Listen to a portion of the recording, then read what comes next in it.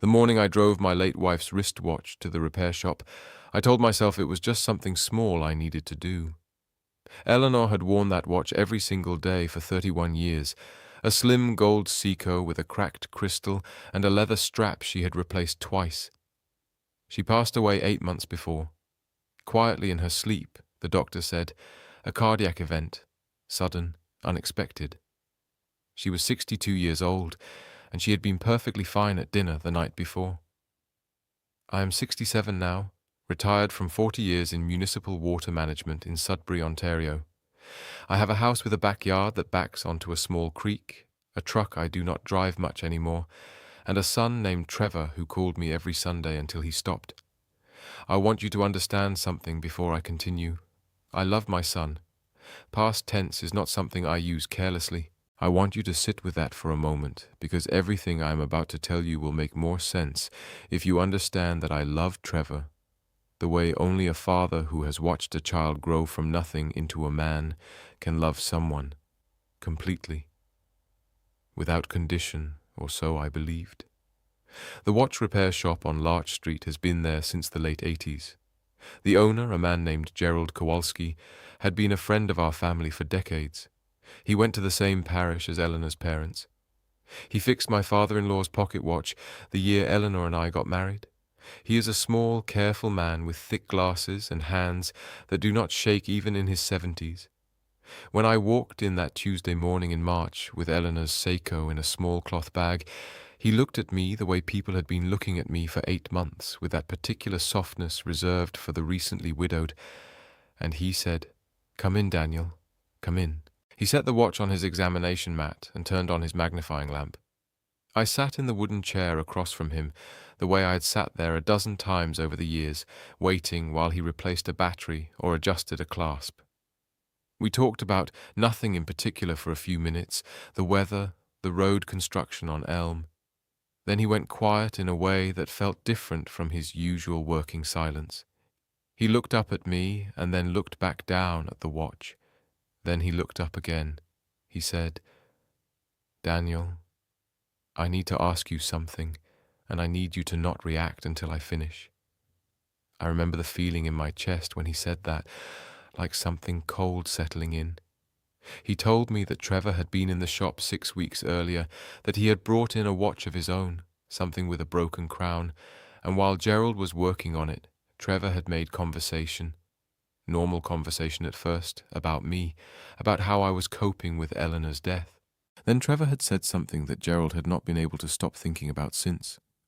Trevor had said that he was worried about my health, that I had been forgetting things, that the doctor had mentioned early cognitive decline, that he was considering whether it might be time to look into a power of attorney arrangement, that he wanted to make sure my affairs were in order, that my estate was protected, that I was being looked after properly.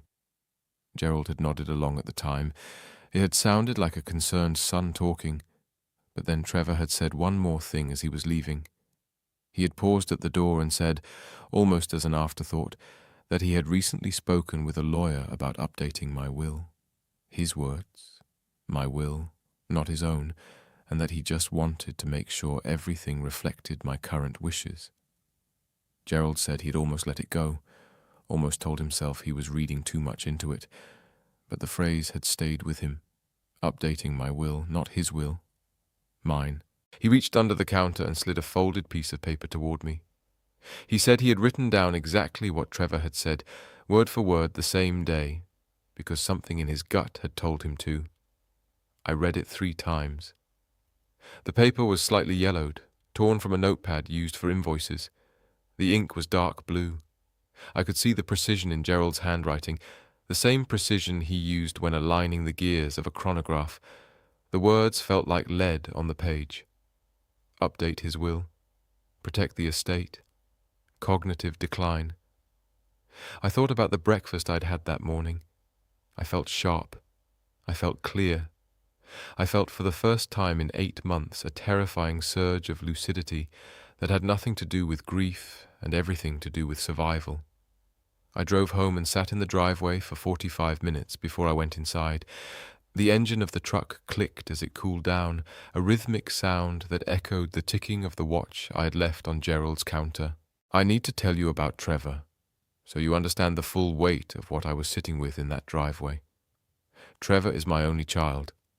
He is 38 years old. He works in commercial real estate in Toronto. Or he did.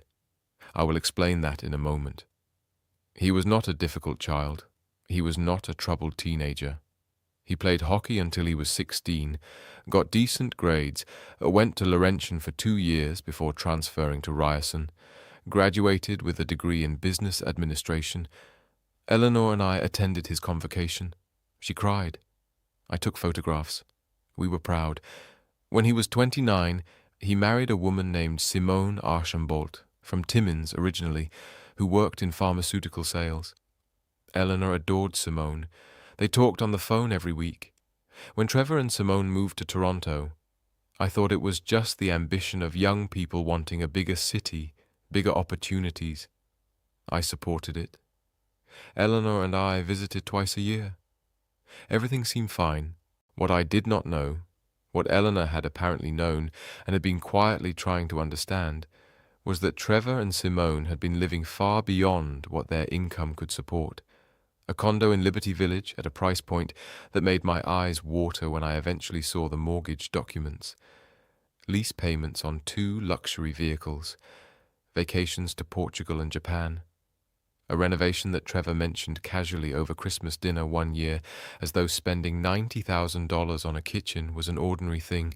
I did not know the extent of it. Eleanor had mentioned once or twice that she was worried Trevor seemed stressed about money. But when I had asked Trevor directly, he had laughed it off. Said business was cyclical. Said everything was fine. I believed him. I believed him because I was a father, and because in my world, you didn't lie to your family about the foundation of your life. After I read Gerald's note in that driveway, I went inside and I did something I had not done since Eleanor died. I went into her desk. Eleanor kept a small roll-top desk in the corner of the spare bedroom. The room always smelled faintly of lavender and old paper. She was meticulous about paperwork, bills, correspondence, insurance documents, everything filed neatly in labeled folders. I had avoided that desk since the funeral because opening it felt like disturbing something I was not ready to disturb. It felt like trespassing on a life that was still in the process of leaving. I found the folder almost immediately. It was labeled simply with my name in her handwriting, and it was sitting on top of everything else as though she had placed it there deliberately, recently, knowing I would eventually need to find it. The ink of her handwriting was steady, but the placement of the folder was an alarm bell. Inside were 3 things. The first was a printed email chain between Eleanor and a lawyer named Patricia Holt, dated 11 months before Eleanor died, roughly 7 months before her death. The emails discussed Eleanor's concerns about Trevor's financial situation and his increasingly pointed questions about our estate. In one email, Eleanor had written that Trevor had asked her directly whether the house was paid off and what she estimated it was worth. She had written that it did not feel like casual curiosity. She had used the word hungry. She said Trevor looked hungry when they talked about the property values in our neighborhood. Patricia Holt had recommended that Eleanor document her concerns and consider updating her will to include protective language around the estate. The second item was a handwritten note from Eleanor to me. I will not share everything she wrote. Some of it is private in a way. I want to keep private.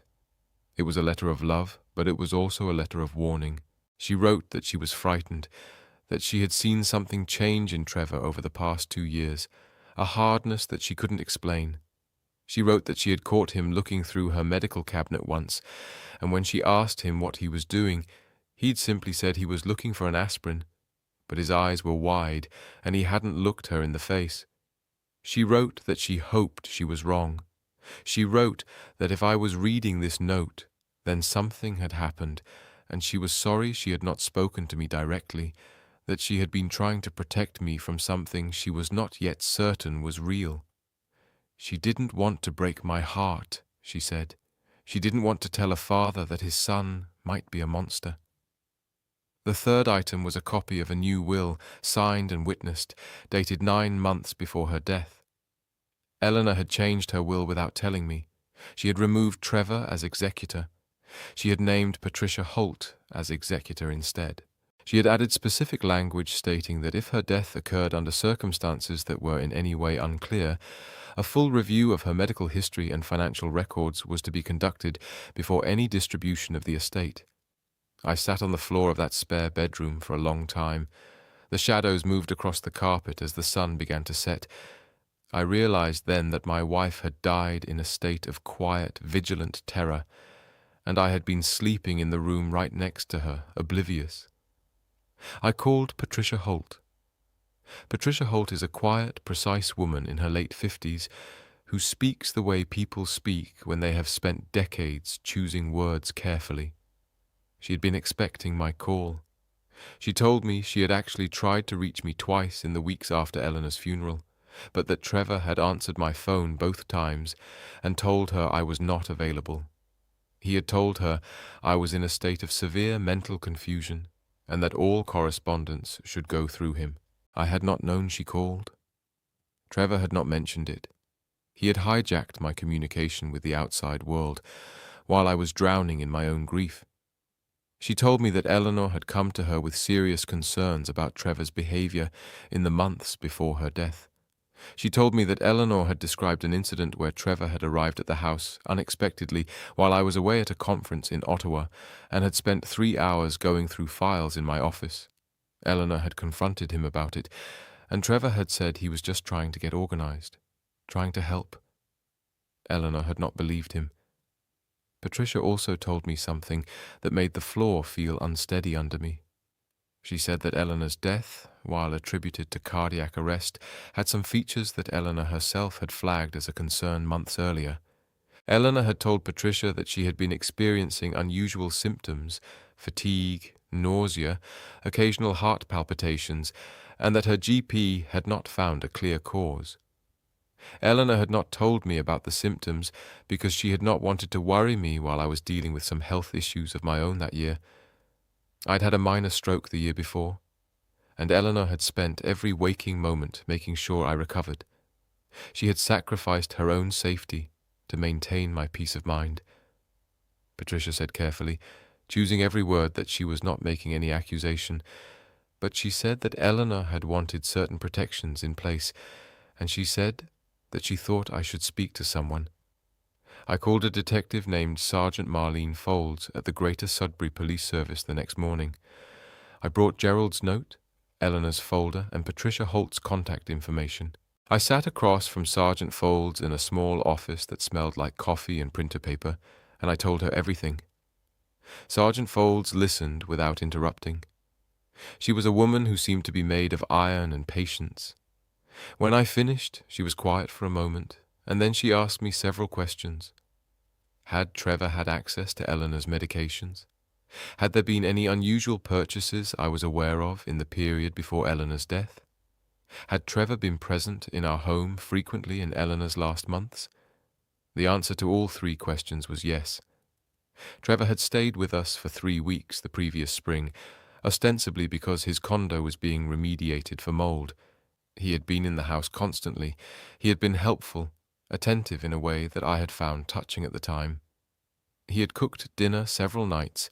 He had offered to manage Eleanor's medications when she had her wrist surgery and needed to take several prescriptions simultaneously. Eleanor had declined, said she preferred to manage it herself, but he had been present nearby every day. I remembered him standing in the kitchen, stirring a pot of soup, smiling at us both. It was a memory that now felt like a photograph of a crime scene. Sergeant Folds asked me to let her do some preliminary work before I contacted Trevor, or said anything to anyone. She asked me to behave as normally as possible and to reach out to Trevor in my usual way so as not to raise any concern. That Sunday I called Trevor as though nothing had changed. He answered on the second ring. He asked how I was doing. He sounded like my son. He sounded exactly like my son, and I sat on the phone with him for 22 minutes, asking him about work and the weather in Toronto, and whether he had watched the Leafs game, and I felt something in me going very quiet and very cold and very focused, in a way I had not felt since I was a young man. I want to explain something about that feeling because I think it matters. It was not hatred. It was not rage.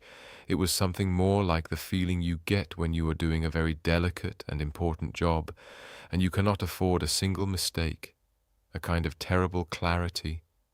Eleanor had felt something was wrong, and she had prepared. She had protected me even from beyond her own death. The least I could do was not waste what she had left me. I had to be the man she thought I was. I had to be the man who could look at the truth without blinking. 3 weeks later, Sergeant Folds called me and asked me to come in. The toxicology results from Eleanor's exhumation, something I had formally requested at Sergeant Folds' suggestion with the support of Patricia Holt in her capacity as executor, had come back. There were trace amounts of digoxin in Eleanor's tissue samples. Digoxin is a medication used to treat heart conditions. Eleanor had no prescription for digoxin. She had no diagnosed heart condition that would warrant its use. In sufficient concentration or with certain interactions, it can cause cardiac arrest. In small, repeated doses over time, it is extremely difficult to detect without specifically testing for it. The pathologist who reviewed the results told the investigation that the levels found were consistent with low-dose repeated administration over a period of weeks or months. Not a single acute event, something slower, a poisoning that looked like aging, a murder that looked like a natural decline. I have a very clear memory of sitting in Sergeant Folds' office when she told me this. I remember the sound of a phone ringing somewhere down the hallway. I remember the grain of the wooden table. I remember thinking about how Trevor had stood at Eleanor's casket at the funeral with his hand on the edge of it, and how I had put my arm around him, and how he had leaned into me as though he was grieving. He had been performing. Every tear, every sigh, every hug was part of a script he had written to ensure his inheritance remained secure. Sergeant Folds told me they were opening a formal homicide investigation. She also told me that in the course of looking into Trevor's finances, they had found something else. Trevor and Simone had separated 8 months earlier, shortly after Eleanor's death. Simone had retained a lawyer, and in the course of those proceedings had provided a statement that described several conversations in which Trevor had spoken about my estate. According to Simone's statement, Trevor had told her more than once that once things were settled with his mother, the financial pressure would ease, that the house in Sudbury alone was worth enough to clear everything, that he just needed to be patient. Simone had not gone to the police at the time because she had not been certain what she was hearing. She had told herself she was misunderstanding him, but she had kept notes, dated notes, on her phone in a memo application, recording what he had said and when he had said it. Eleanor had kept a folder. Simone had kept notes. The women in Trevor's life had both felt something was wrong, and both had quietly, carefully documented it. I have thought about that many times since. Why didn't I see it? Why was I the only one who believed the lie? The answer is simple and devastating. I didn't want to see it. I chose the comfort of the lie over the agony of the truth. Trevor was arrested on a Wednesday afternoon in April at his condo in Toronto. I was not there. Sergeant Folds called me afterward. She said he had not resisted. She said he had asked almost immediately to speak to a lawyer. She said he had not asked about me. He did not ask how I was taking the news. He did not ask if I was okay. He did not ask about the father he was planning to declare incompetent. He only asked for his legal representation. The weeks that followed were the strangest of my life, which is saying something given what the preceding months had already been. I cooperated fully with the investigation. I gave statements. I provided access to financial records, to the house, to everything Sergeant Folds and the Crown prosecutors needed. Patricia Holt navigated the estate side with a competence that made me understand why Eleanor had chosen her. There was a bail hearing. Trevor's lawyer argued for release pending trial on conditions. I submitted a victim impact statement opposing bail. I had not written many formal documents in my life. My career was in operations management, not paperwork, but I wrote that statement carefully. I wrote about Eleanor. I wrote about 31 years of marriage and a cracked watch face and a small gold Seiko and a spare bedroom desk that I had not been able to open for 8 months. I wrote about the folder she had left me. I wrote about what it means to be protected by someone even after they are gone. I wrote that the man who killed my wife was not my son, but a stranger who had worn my son's face. Bail was denied. The trial took place the following January. The Crown presented the toxicology evidence, Simone's testimony, Gerald's written account, the email chain between Eleanor and Patricia Holt, and the financial records showing the full extent of Trevor's debt, which by the time of Eleanor's death had exceeded $400,000 across various lines of credit, a second mortgage on the condo that Simone had not known about, and a private loan from an individual the Crown described as a high-interest lender with connections to organized financial fraud. He was in deep. He was drowning, and he decided to use his mother's life as a life raft. Trevor's lawyer argued that the digoxin could have been introduced to Eleanor's system through contamination, through environmental exposure, through any number of mechanisms that did not require deliberate administration. They questioned the reliability of tissue sample testing over an extended post-mortem period. They suggested that Simone's notes were the product of a bitter separation and could not be trusted. They tried to paint Gerald as a confused old man who had misheard a conversation in a noisy shop. But the evidence was a mountain. One stone might be moved, but the mountain remained. The jury deliberated for 2 days. On the second afternoon, they returned a verdict of guilty on 1 count of first-degree murder. I was sitting in the front row of the gallery. I had a friend named Bob Tremaine sitting beside me. We had worked together for 20 years. He had driven me to every day of the trial. When the verdict was read, I did not cry. I had cried enough, I think. I sat very still and I looked at the back of Trevor's head and I thought about the note Eleanor had written me. I hoped she was wrong. That was what she had written. She had hoped she was wrong. She was not wrong. She had known. And she had still hoped. The judge sentenced Trevor to life with no eligibility for parole for 25 years. That was 14 months ago now. I still live in the house on the creek. The water still flows over the stones in the backyard. The seasons still change. I still have Eleanor's watch. Gerald repaired it, replaced the crystal, cleaned the movement, put a new strap on it. It sits on my dresser and I wind it every morning. I don't wear it. It's not mine to wear, but I keep it running because it feels like the right thing to do. It is a small machine that keeps perfect time, a reminder that the truth eventually catches up with everyone. I have thought a great deal about what I want to say at the end of this because I think there are things worth saying. If someone you love is trying to tell you something and they are not able to say it directly, listen to what they are doing instead of what they are saying. Eleanor could not bring herself to tell me she was frightened of our son, but she went to a lawyer. She changed her will. She built a file and left it where I would find it. She was telling me everything. I just did not know to listen yet. I was too busy being a father to be a husband. Document the things that feel wrong even when you cannot yet name why they feel wrong. Eleanor did. Simone did. 2 women who had every reason to doubt themselves, to second-guess themselves, to decide they were being dramatic or unfair, and both of them wrote things down anyway. That documentation is the reason there was a conviction. That documentation is why I am sitting here today, safe in my home, rather than in a managed care facility with my estate being liquidated by a murderer. Write it down, date it, keep it somewhere safe. If you are a parent, please understand that love without clear eyes is not protection. I loved Trevor without ever asking the hard questions. I accepted his reassurances because I wanted to. I did not look closely because looking closely felt disloyal. That instinct cost Eleanor her life. It is a hard lesson to learn at 67. Love your children clearly. If something feels wrong, it is not a betrayal of love to look directly at it. In fact, it might be the only way to save the things you cherish.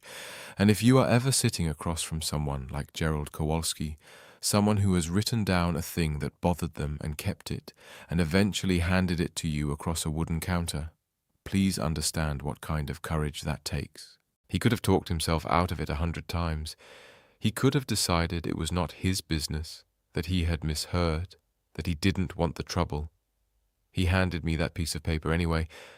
He chose the truth over comfort.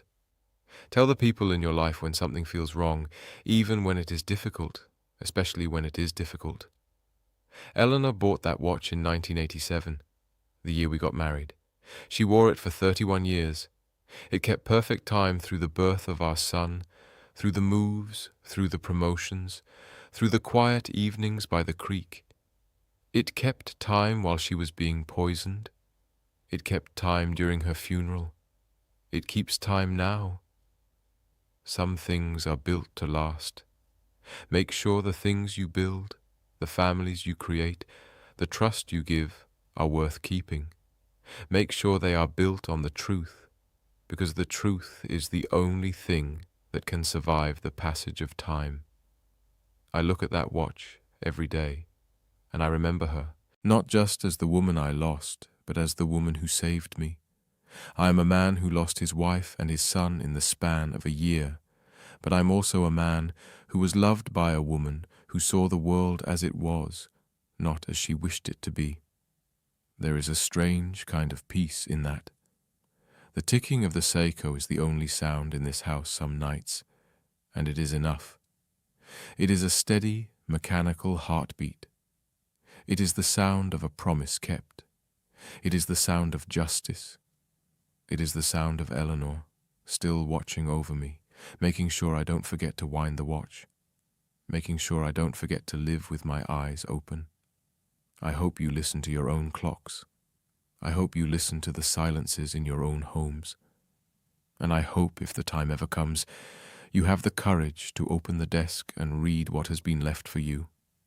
Because the truth is always there, waiting for the right moment to be told.